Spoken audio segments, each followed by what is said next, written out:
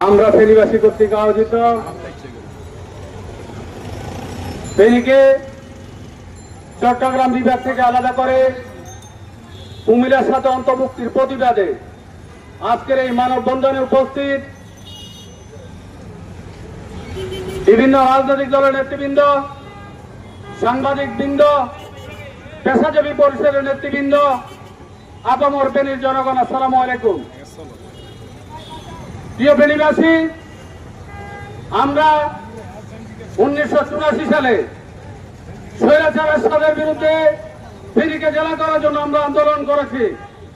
সেই আন্দোলনে আন্দোলন করার পরিপ্রেক্ষিতে আমরা আমাদের দাবি আদায় করেছি। আমাদের সেই দাবি আদায়ের মাধ্যমে পুনরায় ব্রাহ্মণবাড়ি আন্দোলন করে ব্রাহ্মণবাড়ি জেলার দাবি আদায় করে নিয়েছে। সুতরাং আমাদেরকে যদি চট্টগ্রাম থেকে বাদ দিয়ে কুমিল্লার সাথে অন্তর্ভুক্ত করা হয়, তাহলে আমরা চুরাশির আন্দোলনে ফিরে যাব।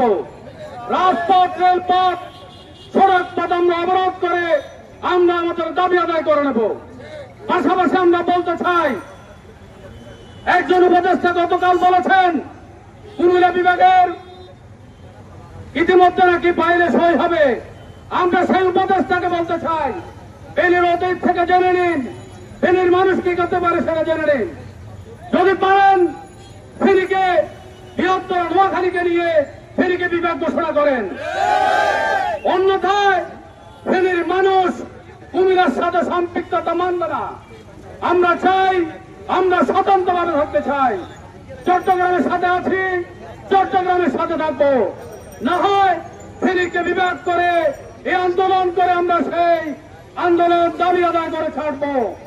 তাই আমি ফেনীবাসীর প্রতি উদাত্ত আহ্বান জানাবো, আগামীতে এই দাবিতে, বিভিন্ন দাবিতে আমরা ফেনীবাসীর উদ্যোগে যে কোনো কর্মসূচিতে আপনারা অংশগ্রহণ করে সেই সকল কর্মসূচিকে, সেই সকল দাবিকে আদায় করে আমরা আমাদের পাশে থাকার উদাত্ত আহ্বান জানিয়ে বিদায় নিচ্ছি।